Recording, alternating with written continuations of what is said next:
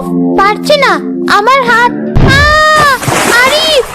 আপু, আপু, ও আপু, তুমি কোথায় গেলে? আপু, আপু, কেউ আছো? বাঁচাও, আমার আপু পুকুরে পড়ে গেছে। বাবা, মা, বাঁচাও। লাবণ্য সেদিন পুকুরে ডুবে মারা যায়। দেখতে দেখতে বেশ কিছুদিন কেটে যায়।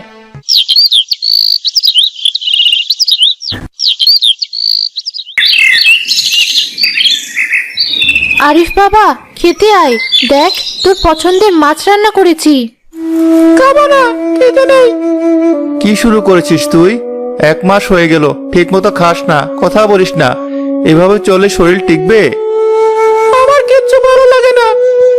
বাবা এমন করে বলে না, ওর মনের অবস্থাটা তো বুঝতে হবে।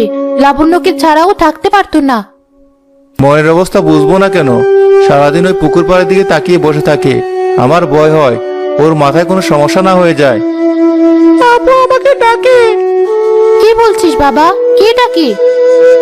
আপু ওই কদম গাছটা থেকে আমাকে ডাকে, বলে আরে ভাই আমার সাথে খেলবি আয়। চুপ কর, এসব কি অলক্ষণে কথা? তোর আপু আর নেই, সে সৃষ্টিকর্তার কাছে চলে গেছে। এসব তোর মনের ভুল। বকছো কেন ওকে? আয় বাবা, আমার কাছে আয়। ওটা তোর মনের ভুল। তুই তোর আপুকে খুব ভালোবাসতি তো, তাই ওর কথা মনে পড়ে। না মা, ওটা মনের ভুল না, আমি সত্যি ওর গলা শুনি, একদম পরিষ্কার। আজ থেকে তুই আর বাড়ি বাইরে একা যাবি না, বিশেষ করে ওই পুকুর পাড়ের দিকে তো একদমই না। শুনেছিস আমার কথা? যাও বাবা, নিজের ঘরে যাও, আমি খাবার পাঠিয়ে দিচ্ছি। দেখলে ওর অবস্থা, আমার তো খুব চিন্তা হচ্ছে রাহেলা। ছেলেটা কি পাগল হয়ে যাবে? এমন কথা বলো না, ও খুব আঘাত পেয়েছে। সময় দাও, আস্তে আস্তে সব ঠিক হয়ে যাবে। জানি না কি হবে। ওই কদম গাছটা যত নষ্টের গোড়া, মনে হচ্ছে কোরাল দিয়ে ওটা কেটে ফেলি। না না, ওটা কেটো না, ওটা তো লাবণ্যর শেষ স্মৃতি।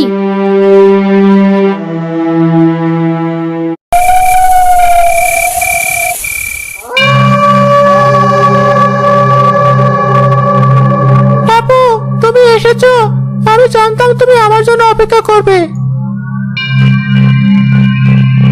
মা আমাকে ঘুমের ওষুধ খাইয়ে দিয়েছিল, কিন্তু আমি ঘুমাইনি, তোমার জন্য অপেক্ষা করছিলাম। তোমার কি খুব একা লাগে আপু? আমারও খুব একা লাগে, তুমি ছাড়া আমার আর কোনো বন্ধু নেই।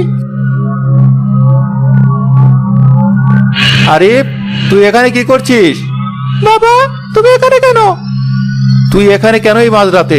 কার সাথে কথা বলছিলি? চল বাড়ি। জামালের চোখে পড়ে আবছা মূর্তিটার দিকে। কথা বলতে বলতে তার গলা আটকে যায়। ভয়ে তার মুখ ফ্যাকাশে হয়ে যায়। ও ও ওটাকে? ওটাই তো আপু, দেখো শীতে কাঁপছে, শরীর থেকে পানি পড়ছে। না না, ওটা তোর আপু না। ওর ওর ওর চোখ নেই, চোখের জায়গায় দুটো কালো গর্ত। আর ওর পা দুটো তো উল্টো দিকে ঘুরানো।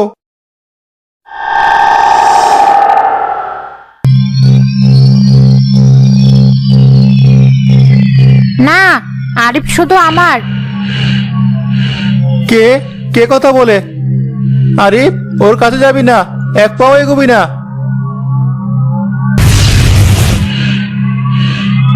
ওকে নিয়ে যাব, আমার সাথে থাকবে।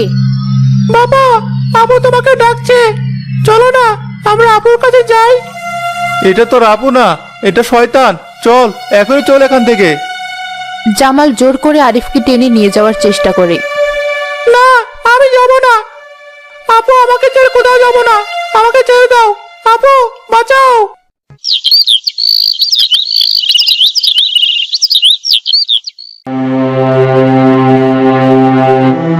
আমি আর পারছি না, আমার ছেলেটা চোখের সামনে শেষ হয়ে যাচ্ছে, আর আমরা কিছুই করতে পারছি না।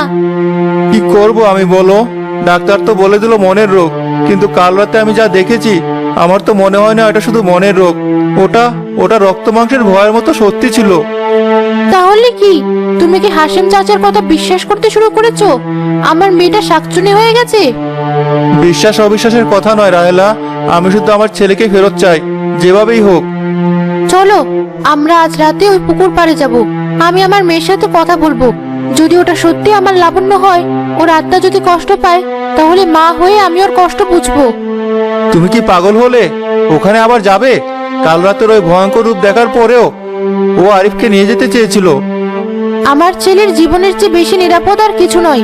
ওটা আমার মেয়েরই কষ্ট পাওয়া আত্মা। আমি যাবই, তুমি আসবে কিনা সেটা তোমার ব্যাপার। বেশ, চলো, আমিও যাব। যা হওয়ার হবে, একা তোমাকে ছাড়তে পারবো না।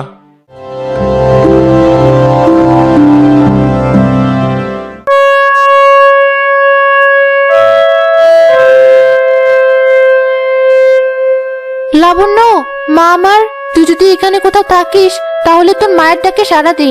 কেন তুই তোর ভাইকে কষ্ট দিচ্ছিস মা? রাহেলা, সাবধানে, ওটা যে কোনো সময় আসতে পারে। চুপ করো তুমি, আমাকে ডাকতে দাও।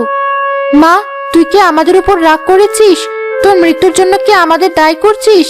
বল মা, কথা বল। পুকুরের পানিতে বুদবুদ উঠতে শুরু করে। সেই ভেজা ছায়া মূর্তিটা ধীরে ধীরে গাছের আড়াল থেকে বেরিয়ে আসে।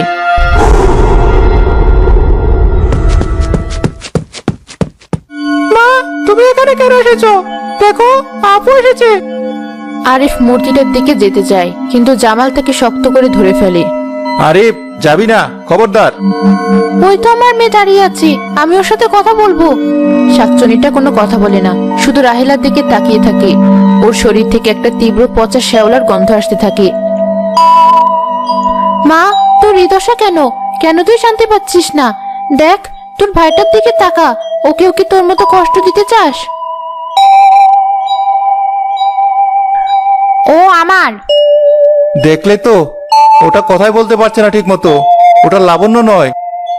মা, তুই একা কেন থাকবি? আমরা তো আছি। তুই সৃষ্টিকর্তার কাছে শান্তি খোঁজ মা। তোর ভাইকে কষ্ট দিস না। দেখ ওর কি অবস্থা হয়েছে। ভালোবাসি। এটা ভালোবাসা না, তুই ওকে মৃত্যুর দিকে ঠেলে দিচ্ছিস। তুই যদি সত্যি ওকে ভালোবাসিস, তাহলে ওকে মুক্তি দে, ওকে ওর জীবনটা বাঁচাতে দে। না আরিফ, বাবা চোখ খোল। সর্বনাশ হয়েছে, তাড়াতাড়ি ওকে ঘরে নিয়ে চলো।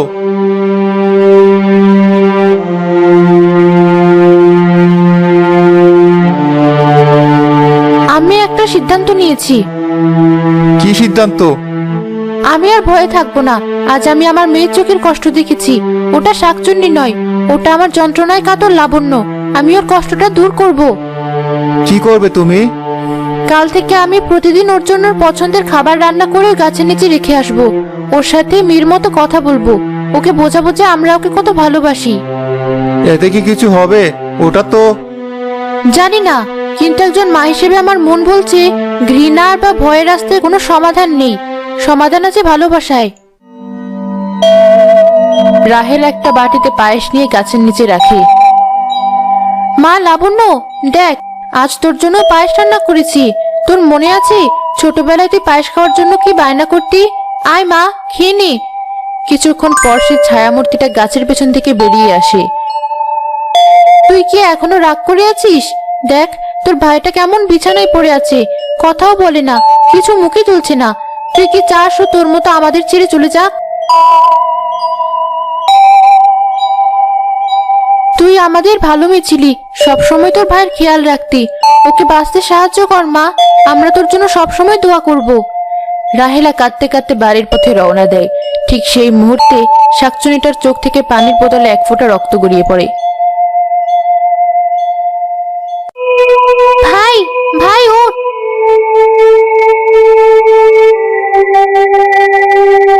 আপু, তুমি তুমি এখানে কিভাবে এলে? তোর সাথে শেষ দেখা করতে এসেছি। মা বাবার কান্না আমি আর সহ্য করতে পারছি না, তোর কষ্টও দেখতে পারছি না। তাহলে তুমি আমাকে ছেড়ে চলে যাবে? যেতে তো হবেই, এটা তো আমার জায়গা নয়। আমি লোভে পড়ে আটকেছিলাম, কিন্তু আমি বুঝতে পেরেছি আমার এই ভালোবাসা তোর জীবনটা নষ্ট করে দিচ্ছে। না আপু, তুমি যেও না। আমাকে যেতেই হবে।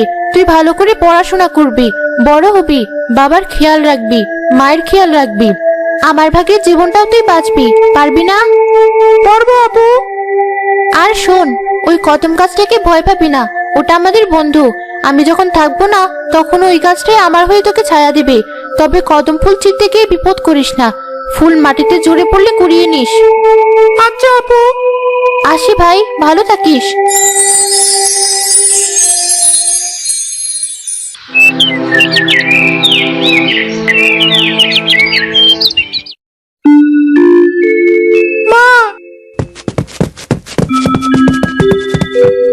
বাবা, তুই উঠেছিস? কেমন লাগছে তোর? আমার খুব খেতে পেয়েছে মা, কিছু খেতে দেবে? তুই খেতে চাইছিস? হ্যাঁ বাবা। আর আপু, আপু চলে গেছে। কোথায় গেছে? ও ওর জায়গায় চলে গেছে, বলে গেছে ও শান্তিতে আছে, আর আমাকে তোমাদের খেয়াল রাখতে বলেছে।